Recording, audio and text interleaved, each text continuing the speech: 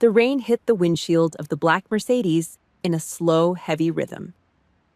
We were parked outside a massive gated estate in Alexandria, Virginia. The wiper blades dragged across the glass with a sharp, rubbery squeal that grated against my eardrums. Outside, the world was cold and wet, but inside the luxury sedan, the air was suffocating. The cabin reeked of Eric's expensive cologne, a heavy musky scent that smelled exactly like ambition and new money. "Try not to embarrass me tonight." Eric's voice cut right through the low, steady hum of the engine, dry, flat, a command disguised as a request. I sat in the passenger seat. I did not turn my head to look at him. The barometric pressure outside was dropping fast, and the ruined cartilage in my right knee throbbed in perfect time with the rain hitting the roof. Every instinct I had left from my years in the Marine Corps screamed at me to reach out, hit the door handle, and step out into the freezing downpour. To just walk away and let the dark swallow me. But 14 years of marriage is a heavy anchor. It trains you. It forces your shoulders to drop and your jaw to unclench even when your gut tells you that you are sitting next to a stranger. I reached down in the dark. My fingers brushed the cold, rigid edge of the titanium knee brace strapped to my right leg. I pulled the hem of my navy blue dress down, tugging the fabric until the metal framework was completely hidden from view. Eric caught the movement in his peripheral vision. He gave a single, satisfied nod. He checked his reflection in the rearview mirror, using both hands to adjust the sharp lapels of his Brioni suit. He did not want a wife with shrapnel scars. He did not want a partner who knew what the smell of burning diesel and copper blood was like. He wanted a silent ornament, a static prop to stand quietly in the background while he played his corporate games. The heavy oak doors of the mansion swung open, and the noise hit me like a physical blow. A wall of loud laughter, the clinking of crystal glasses, and the overlapping chatter of people who had never missed a meal in their lives. I stepped over the threshold, and my brain instantly slipped into an old familiar rhythm. Autopilot engaged, assessment protocol. My eyes scanned the perimeter of the massive living room. I identified 4 exits. 2 main doors in the front, 1 service hallway near the catering setup, and a set of heavy glass doors leading to an outdoor terrace. I counted the security personnel. 4 men wearing cheap earpieces trying and failing to blend in as waitstaff carrying silver trays. Eric transformed the second his Italian leather shoes hit the marble floor. He squared his shoulders, plastered a massive hollow smile on his face, and stepped forward, effectively pushing me behind him. Within seconds, he was swallowed by a tight circle of bloated defense contractors, men with soft hands, thick waists, and custom-tailored shirts. I became a shadow. I drifted toward the edge of the room. I found a cold, fluted stone pillar and leaned my spine against it. I picked up a glass of ice water from a passing tray. I did not drink it.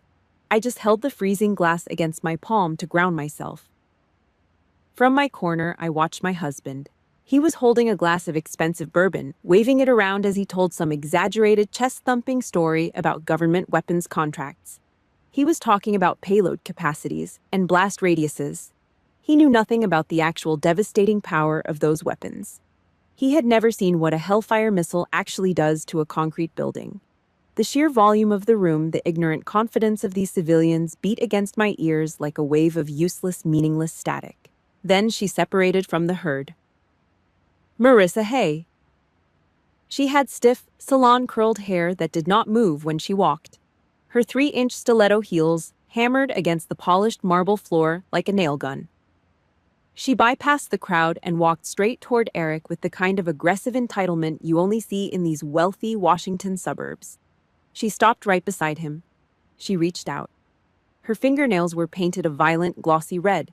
She placed her hand flat against Eric's forearm, her fingers lightly smoothing a wrinkle in his suit jacket that did not exist. Eric did not step back. He did not pull his arm away. Instead, he leaned in, just a fraction of an inch, shifting his weight toward her. From my position by the stone pillar, I collected the data: proximity, posture, angle of engagement. The intimacy level was a massive flashing red light. It was far beyond the acceptable parameters of coworkers. Marissa turned her head slightly. Her eyes found mine across the crowded room. The left corner of her mouth ticked upward. Exactly 15 degrees. It was a look of pure, condescending pity.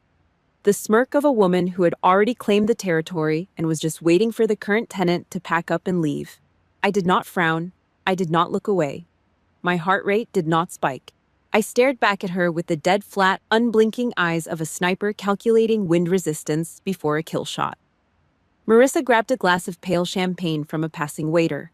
She kept her eyes on me, steering Eric away from the group of contractors. She walked him directly toward my pillar. She stopped a few feet away, swirling the liquid in her glass. She tilted her chin down at me, looking at my sensible shoes and plain dress. "Eric talks about you a lot," Marissa said. Her voice was thin and sugary. "What is it you do again?" Eric flinched. His eyes went wide. He jumped in front of the question like he was throwing himself on a live grenade, desperate to control the narrative. "She's keeping busy around the house these days," Eric said. His voice was suddenly too loud, too fast. "Mostly just resting." I looked down at the glass of water in my hand. I lowered it slowly. I set it down on the glass surface of a small side table. The soft clink of the glass sank completely under the loud noise of the party, but my spine went completely straight. The military posture I'd been hiding all night snapped into place. I looked right through Eric. I locked my eyes onto Marissa. It was time to correct the corrupted data. "Military intelligence analysis," I said. My voice was low, heavy. "Active duty." Eric let out a tight, nervous laugh. A bead of sweat formed at his hairline, catching the light from the chandelier. He waved a frantic hand at his mistress, trying to brush the tension out of the air. "Do not mind her," Eric stammered, his face flushing red. "She is just being humble." If you have ever felt completely erased by the person who was supposed to have your back, do me a favor. Hit the like button, subscribe to the channel, and drop the word SCAR in the comments down below. Tell me what city you are listening from and what time it is right now. Let me know I am not the only one fighting this quiet war. I did not blink. I did not break eye contact with Marissa. I leveled my weapon and fired. "No," I said. "I am being edited." Eric's throat hitched. He swallowed hard, choking on the sudden silence. The air in the room turned to ice. The air in the room was still frozen from my last sentence. I watched Eric choke on the silence. His throat worked up and down. He could not find a single word to patch the hole I had just blown through his perfect, carefully constructed civilian narrative. Marissa stood next to him, her stiff curls suddenly looking ridiculous. Her smirk fell apart. She did not know how to process a target that did not flinch. Before Eric could stammer out a recovery line, the heavy mahogany double doors at the main entrance did not just open. They slammed wide apart. The violent crack of heavy wood hitting the stone walls echoed off the vaulted ceiling. The low, meaningless buzzing murmur of the cocktail party died in a matter of seconds. The silence was absolute. General Thomas Holt walked into the room. Commander at the Pentagon. 4 silver stars pinned to the collar of his dress uniform. He did not just enter the space, he occupied it. He brought a massive invisible physical pressure with him. You could feel the barometric drop in the room. The air grew heavy, pressing down on the lungs of every person standing there. The crowd of wealthy contractors and politicians instantly parted down the middle, splitting into 2 uneven groups. They moved out of his way, purely on instinct, yielding to a predator at the absolute top of the food chain. Eric snapped his head toward the entrance. The color drained out of his face, leaving a sickly pale yellow behind. A second later, a feverish, desperate red crept up his neck. Heavy beads of sweat broke out across his forehead, cutting right through his expensive cologne. The slick, corporate dealmaker vanished. He became a desperate, scrambling amateur. Eric shoved his expensive glass of bourbon blindly into the chest of a passing waiter. Brown liquor splashed over the rim, staining the waiter's white shirt. Eric did not care. He yanked at the knot of his silk tie, pulling it tight against his throat. He pushed past Marissa. He rushed forward. He looked exactly like a starving, beaten hound that had just spotted a master holding a piece of raw meat. As he practically sprinted past my stone pillar, Eric leaned his head in toward my shoulder. His breath was hot and smelled like panic. "Please just stand still right here," Eric hissed through clenched teeth, throwing the order at me. "Do not say anything weird." I did not argue. I stepped back half a pace, sliding further into the shadow of the pillar. I shifted my center of gravity entirely onto my left uninjured leg. I rested my hands on the curved handle of my wooden cane. I regulated my breathing. I watched the theater unfold. Eric threw both of his arms out wide in front of him. He plastered a massive hollow commercial smile onto his face, the kind of smile programmed to secure a government contract. "General Holt, it is such an absolute honor to have you here tonight," Eric practically shouted. His voice cracked in the middle of the sentence. It was loud, desperate, and pathetic. The general did not slow down. His military stride was measured, heavy and deliberate.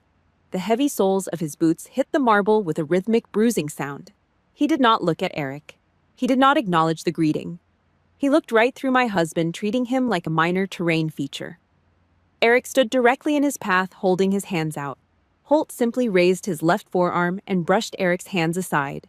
He moved Eric out of the way the exact same way a man brushes a dead cobweb away from his face. He used zero effort. Eric stumbled sideways. His Italian leather shoes squeaked loudly against the polished floor. There is a specific, undeniable instinct among people who have chewed on the metallic smell of burnt cordite and copper blood. We do not need introductions. We recognize the damage in each other. General Holt stopped abruptly. He stood right in front of my stone pillar. The crisp, starched fabric of his uniform scraped together in the quiet room. He planted his boots. His eyes locked onto mine. He looked at the plain navy blue dress. He looked at the heavy wooden cane gripped in my right hand. He looked at the slight, unnatural tilt of my right shoulder, where the titanium plates held my collarbone together. He did not offer a fake, polite smile. He did not ask about the catering or the weather.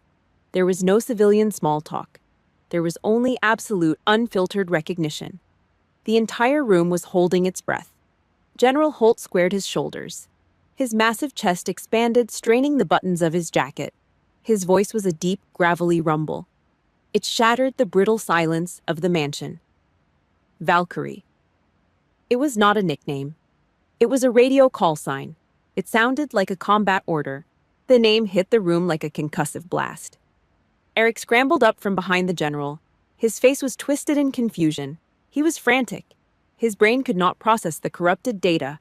He was desperate to cling to any fading scrap of the spotlight. "Oh, do you two know each other?" Eric stammered, inserting his useless, shaking voice into the sacred space between us.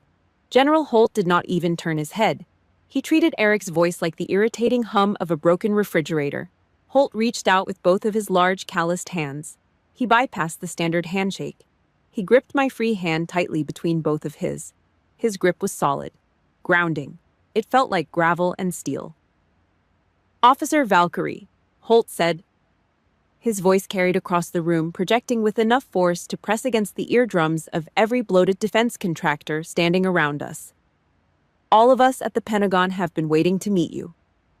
I watched Eric out of the corner of my eye. His face turned the color of wet gray ash. The reality was finally crashing down on his skull. The woman he had hidden in the dark corner of the room, the broken, embarrassing ornament he was deeply ashamed of, was a monument. A living monument that made a four-star general bow his head. General Holt turned slightly toward the crowd. He did not ask for a microphone. He did not ask for permission. He simply began to speak. He laid out the operations. He talked about the nighttime extractions in the dirt of Kandahar. He talked about the intelligence networks I built under heavy enemy fire. He listed the campaigns, dropping the classified weight of my service record right onto the polished marble floor in front of the civilian elite. Eric stood there, completely exposed. His breathing degraded into a rapid, wet, wheezing sound. He looked around the room. The contractors, the politicians, even Marissa, they were all staring at him. Their eyes were filled with a mixture of shock and sheer disgust. Eric looked at me. His jaw trembled. His mouth opened. He spat out a pathetic, desperate excuse for his own profound, selfish ignorance. He tried to blame the victim. The classic move of a cornered coward. I did not know." Eric stammered, his voice thin and reedy. "She never told me about any of that." I let go of the general's hand. I turned my body. I looked at the man I had shared a bed with for over a decade. My eyes held absolutely zero emotion. No anger, no sadness. Just a cold, empty void. I loaded the armor-piercing round. I aimed right at his fragile ego. "You never asked." I pulled my hand back. I gripped the wooden handle of my cane. I did not wait for his response. I turned my back to him and walked straight toward the dark hallway leading to the back of the house. The rubber tip of my cane hit the floor with a steady rhythmic thud. I left Eric standing dead in the center of the room, burning alive under the weight of dozens of staring eyes. I shut the heavy bathroom door. The noise from the cocktail party instantly cut off, leaving a sharp, high-pitched ringing in my ears. The bathroom was massive, lined wall to wall in expensive imported white marble. It looked exactly like a mausoleum. I turned the brass handle on the sink. Freezing cold water hit the porcelain bowl. I braced both of my hands on the hard edge of the counter, leaning in until my forehead was almost touching the glass of the mirror. I stared at the damage. The thick, angry, raised white scar cutting jaggedly across my collarbone. My right shoulder sat a full inch lower than my left, the result of nerve damage and multiple bone grafts. My body was a walking casualty map. I was a broken, battered thing stuffed into a perfectly tailored, sensible navy dress. The door clicked open behind me. Lorraine Pike walked in. Marine Corps widow. She did not say excuse me. She did not offer a polite smile. She walked straight to the counter, pulled a rough paper towel from the brass dispenser, and threw it down next to my white-knuckled hands. Her fingernails tapped twice against the freezing marble.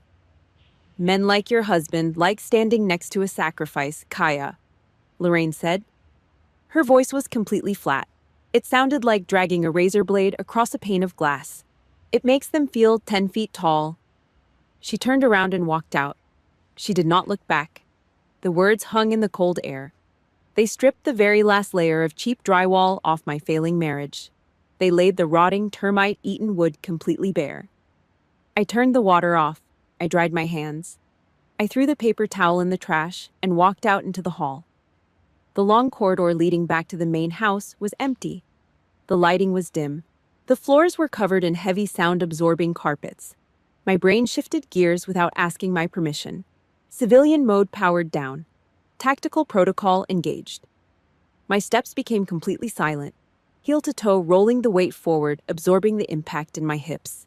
A ghost walking through a $5 million house. I passed the library.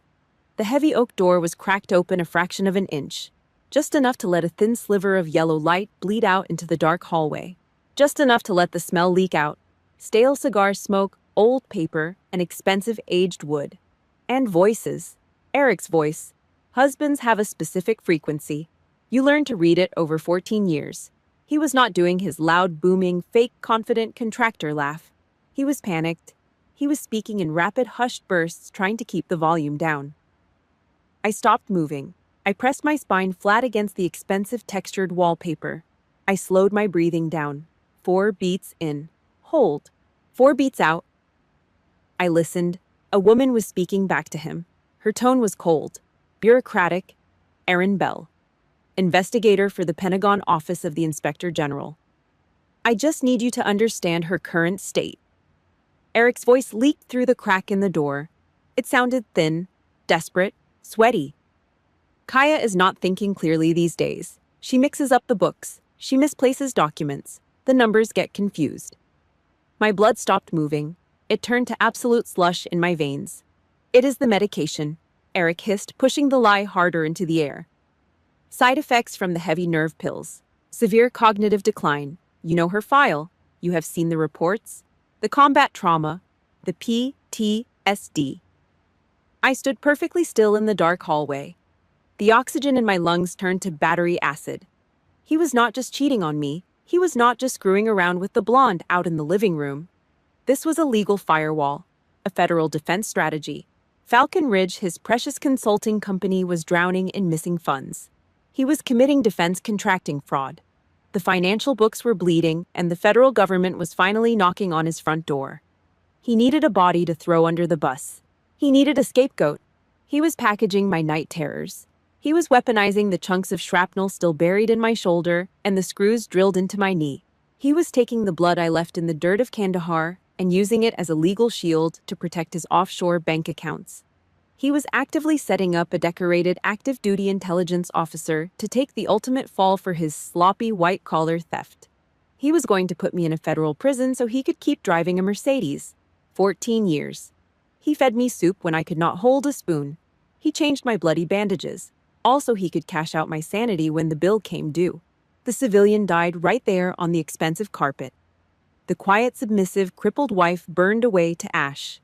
The commander woke up. I stepped off the wall. I did not knock. I raised my right boot and kicked the heavy oak door violently right below the brass handle. The hinges screamed. A violent, ear-splitting screech of tearing metal. The door smashed backward into the interior wall with a sound like a gunshot. Eric jumped out of his leather armchair like he had been electrocuted. The lit cigar slipped from his trembling fingers, hitting the Persian rug and scattering gray ash everywhere. Erin Bell froze in her seat, a legal yellow notepad resting on her knee, her pen suspended in mid-air. Eric lunged forward. His face was a mask of sheer, unadulterated panic. He reached out with both of his soft, manicured hands, trying to grab my shoulders, trying to smother the massive fire he had just started. "Kaya, baby, wait, I was just explaining." I slapped his hands away, hard. The loud smack of flesh hitting flesh echoed in the sudden quiet of the room. I did not look at him. He did not exist. I walked right past him. I stood directly over the Pentagon investigator. I looked down into Erin Bell's wide eyes. I gave her the dead, flat, unblinking stare of a woman who calculates mass casualty numbers for a living. "My medication upsets my stomach," I said. My voice was a solid block of ice. "It does not affect my ability to spot a federal fraud."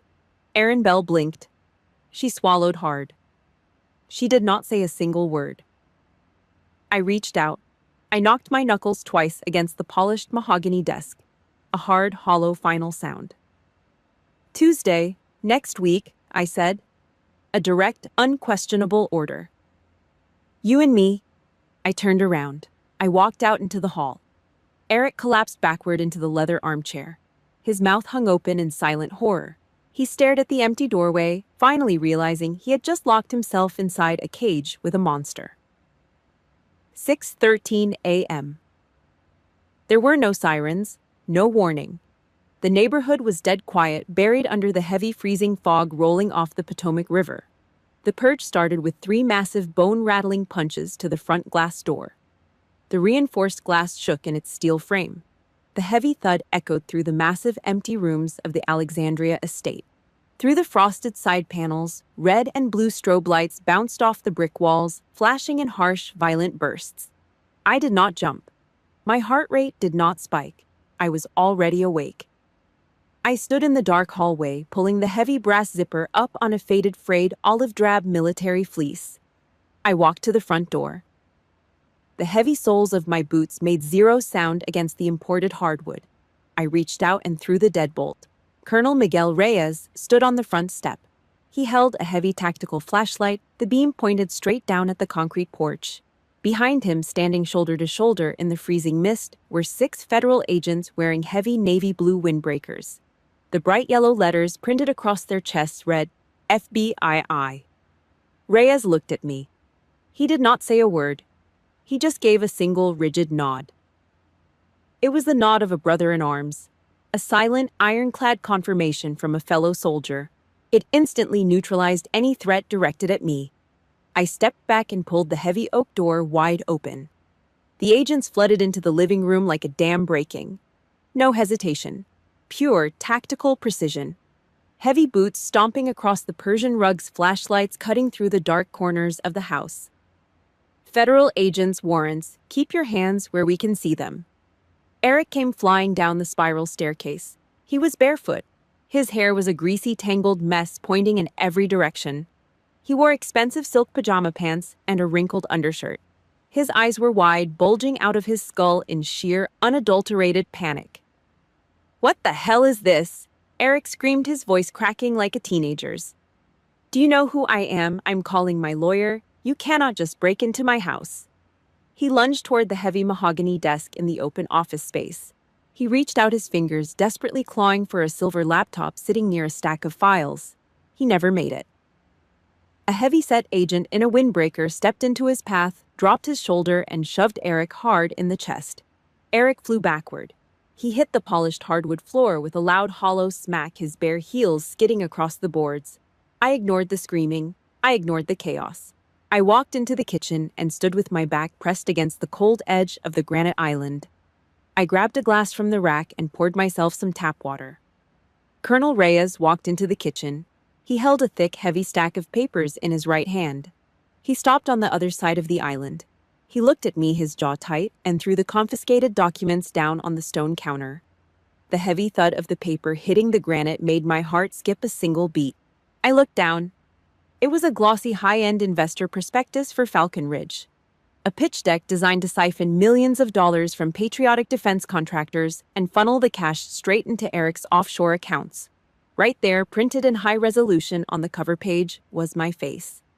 It was a photograph taken inside a sterile room at Walter Reed National Military Medical Center. I was lying in the hospital bed. My right shoulder was heavily packed in thick, bloody gauze. Tubes snaked out of my arms. And sitting right there on the plastic tray table next to my broken body was the bronze star.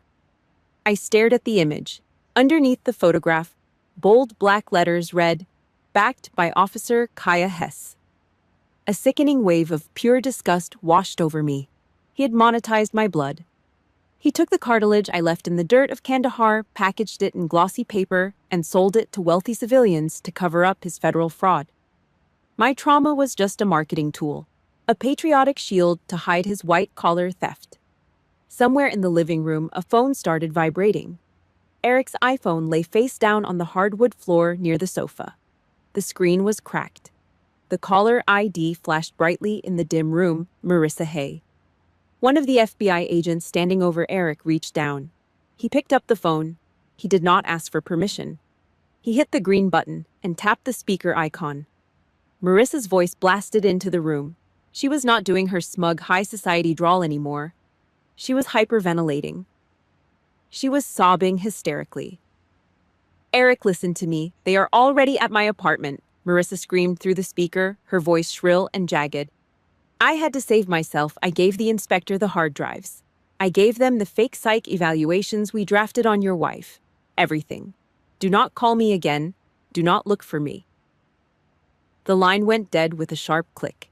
The rat had jumped the sinking ship at the very first smell of gunpowder. The brilliant, untouchable alliance between the corrupt contractor and his mistress collapsed in exactly 3 seconds. Eric scrambled on the floor. He crawled on his hands and knees, dragging himself across the wood like a wounded animal. He smelled like stale cold coffee and the sour, pungent reek of pure fear. He reached the kitchen island. He grabbed the fabric of my military fleece with both hands, pulling himself up onto his knees. He looked up at me. Tears streamed down his pale, sweaty face. He started begging, emotional blackmail raw and pathetic. "Kaya, please." Eric whimpered, his voice shaking violently. "I took care of you when you were broken. I fed you when you could not move. You owe me for that. You have to save me. Just tell them you are confused. Tell them your memory is failing from the PTSD. Please, Kaya." The final rusted chain linking me to this man snapped completely. I did not scream. I did not slap his face. I reached out and gently pulled my fleece out of his trembling hands. I looked down into his wide, fractured eyes. I gave him the exact same look a firing squad commander gives a deserter right before giving the order to fire. Nothing but cold, empty steel. I took a half step backward, clearing the physical space. I made room for the federal agent walking up behind him, holding a pair of heavy steel handcuffs. The living room was loud. Drawers were being ripped open. Files were being dumped onto the floor.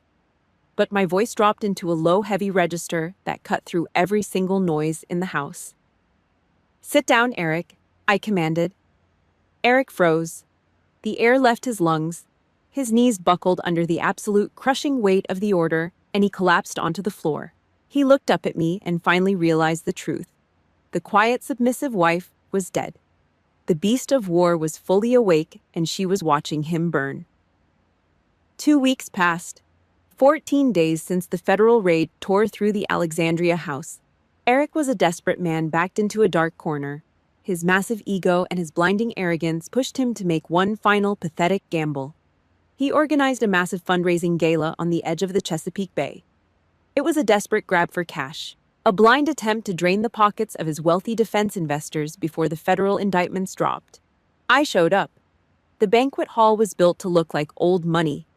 Massive crystal chandeliers hung from vaulted wooden ceilings. The smell of roasted meat, expensive wine, and salt water blowing in off the bay mixed together in the freezing air. I did not walk into the light. I stayed in the back. I stood completely still, buried in the heavy shadows of a far corner. I held my wooden cane. I waited. At exactly 7:30 in the evening, Eric walked up the short wooden steps and took his place behind the clear acrylic podium. A blinding white spotlight hit his face. He wore a new tuxedo. He looked sharp, but I could see the cracks, the heavy sweat pooling at his collar, the slight, uncontrollable tremor in his left hand gripping the edge of the podium. He tapped the microphone. The room quieted down. He started speaking. It was a cheap, fabricated speech about duty and sacrifice. He fed them lies. He painted himself as a patriot. Then he did exactly what he always did. He used my blood to build his stage. Eric raised his hand. He pointed his finger straight into the dark shadows where I was standing. "My wife is in the back of the room tonight," Eric said. His voice carried that fake, practiced tremor of a man pretending to care. "She is a broken soldier, a woman who needs my protection after giving so much to this country." He was selling me out. One last time, he was putting my trauma on display to squeeze a few more $1 million out of the defense elite. I gripped the handle of my cane. I lifted the heavy wood. I brought it down hard against the floor. A loud, hollow knock echoed in the back of the room. I stepped out of the shadows. I began to move. My right leg was stiff. The titanium brace locked my knee into place. My steps were heavy, dragging slightly with a pronounced limp, but my spine was straight, iron straight. I walked down the center aisle. I did not look at the men in their expensive suits or the women in their silk dresses. I kept my eyes locked on the podium. The room fell dead silent. You could hear the heavy rubber tip of my cane striking the floorboards. One step, then another. The crowd stopped breathing. They watched the broken soldier walk toward the light. I reached the stage. I climbed the 3 wooden steps. Eric backed away from the microphone. His face turned the color of wet concrete. The confident speaker vanished. He looked like a cornered rat. "What are you doing?" Eric hissed. His voice was a frantic, desperate whisper meant only for me. "Get down right now. Go back to the shadows." I did not look at him. I did not acknowledge his existence. I walked straight to the center of the stage. I reached out with my left hand. I grabbed the black microphone and ripped it out of the metal clip. A sharp squeal of feedback cut through the expensive speaker system. I turned to face the crowd. Hundreds of wealthy investors stared up at me. I looked back at them. My face was a mask of cold, dead stone. I spoke with a voice that carried absolutely zero emotion. It was the voice of a commander delivering a final casualty report. "My name is Kaya Hess," I said. The sound punched through the heavy silence of the hall. Some of you in this room know me by a different name. Movement caught the corner of my eye. In the very front row, sitting at a table reserved for the most elite guests, General Thomas Holt pushed his chair back. He stood up. He brought his heavy boots together and stood at absolute rigid attention. General Holt looked at me. His voice rumbled through the room, loud and clear. "Valkyrie."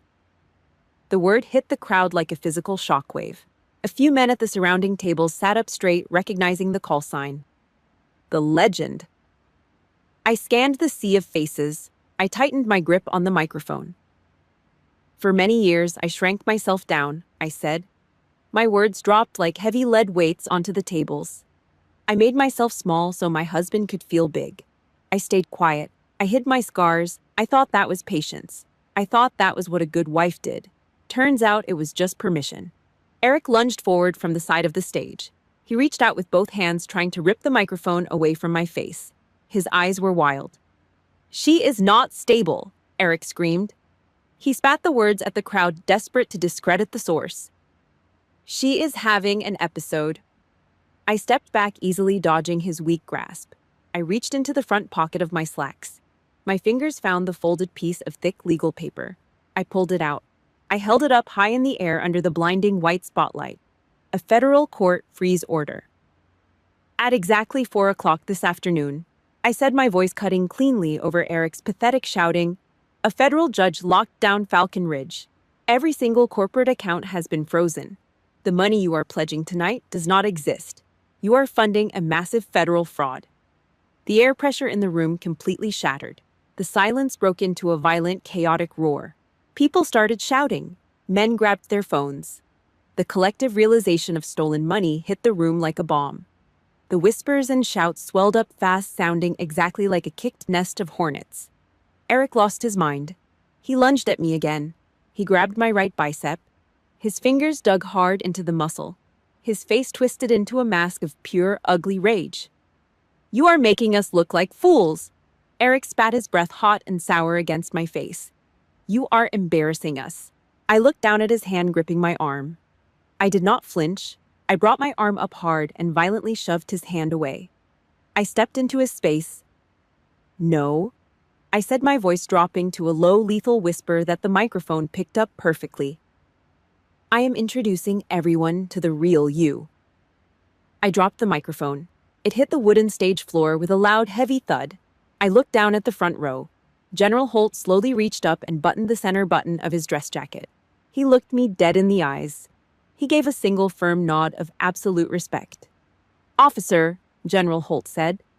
He turned his back to the stage and walked straight toward the heavy glass exit doors. That was the signal. The domino effect triggered instantly. It started in the front rows and swept through the massive hall. The loud, aggressive sound of heavy wooden chairs scraping backward against the floorboards filled the room. Colonels, defense contractors, and wealthy politicians stood up in perfect unison. Nobody wanted to be caught in the blast radius of a federal target. The sound of hundreds of expensive shoes rushing toward the exits echoed off the vaulted ceiling. It was a mass exodus of the elite. They practically trampled each other to get away from the podium. 3 minutes later, the massive banquet hall was dead. Empty. The waiters had fled. The donors had vanished. The room was nothing but a graveyard of abandoned tables, crumpled linen napkins, and hundreds of half-empty glasses of expensive champagne. Eric stumbled backward. His legs gave out. He collapsed hard against the base of the acrylic podium. He slid down the polished wood, pulling his knees up to his chest. He sat there on the floor, totally exposed under the harsh white spotlight, completely stripped of his armor. He was nothing but a hollow, broken shell, sitting in an empty room. 3 weeks later. A cramped, drafty rental house sitting on a bleak stretch of the Maryland coast. The white paint on the windowsills was peeling off in thick, dry flakes, exposing the rotting wood underneath. The air rolling in off the Atlantic smelled like low-tide wet salt and dead fish. It was not a $5 million mansion in Alexandria. It was real. I stood at the narrow kitchen sink. The cheap Formica counter was chipped at the edges, the underlying particle board swollen from years of water damage. Freezing cold tap water blasted out of a rusted brass faucet. It rushed over a plastic colander full of bright red strawberries. The dark soil washed away, spiraling down the cheap aluminum drain. The burner phone sitting on the counter vibrated, a harsh mechanical buzzing sound rattling against the cheap laminate. I did not stop washing the fruit.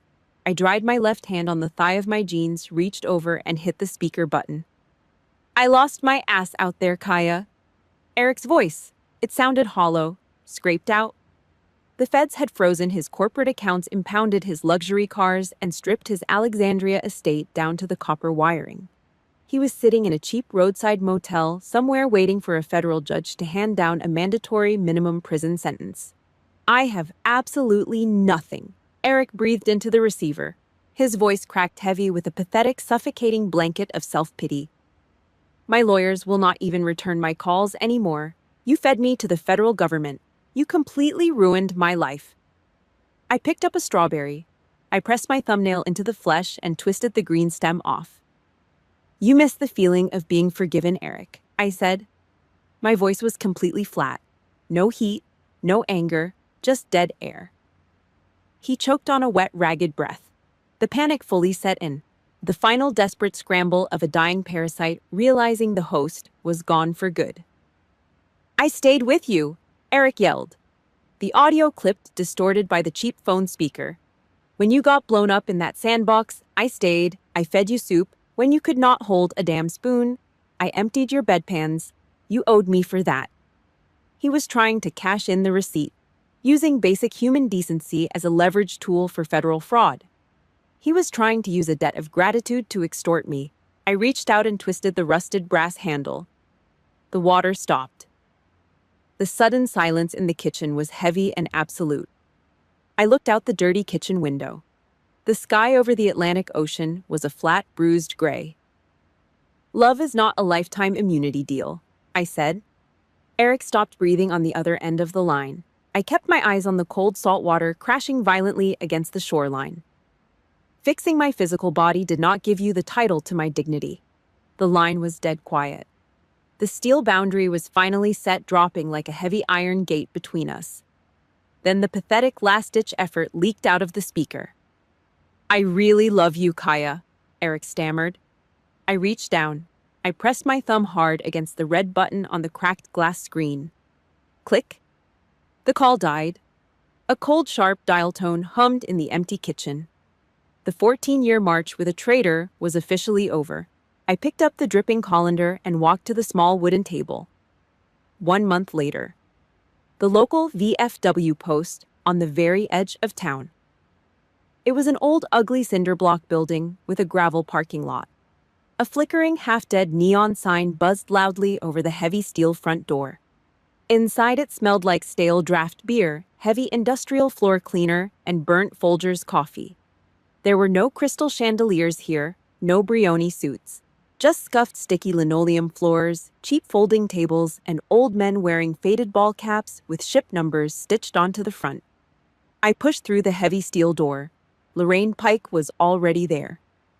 She sat at a plastic folding table pushed hard against the back wall, surrounded by massive stacks of manila folders. We were building a legal aid network, pushing back against the massive rusted bureaucracy of the VA to get female veterans their medical claims. I walked across the room. I was wearing a faded gray t-shirt and heavy blue Levi's. I had taken a pair of shears to the right pant leg, a clean straight slash right up to the thigh.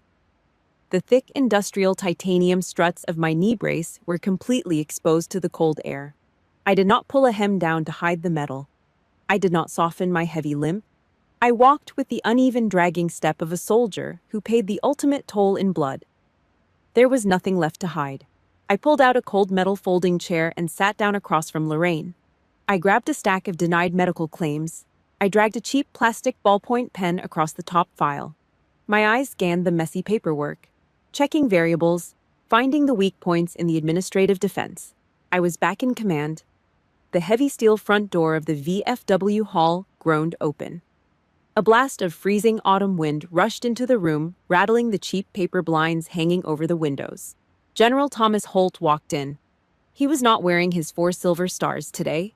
No dress uniform. He wore a faded heavy canvas Carhartt jacket, worn-out denim, and scuffed leather work boots. He looked exactly like any other blue-collar guy walking in off a construction site to grab a cheap beer. But the air in the room still shifted. A few of the old combat vets sitting at the bar turned their heads. They recognized the heavy, deliberate walk, the rigid posture. Holt did not look at the bar. He walked straight past the worn-out pool tables.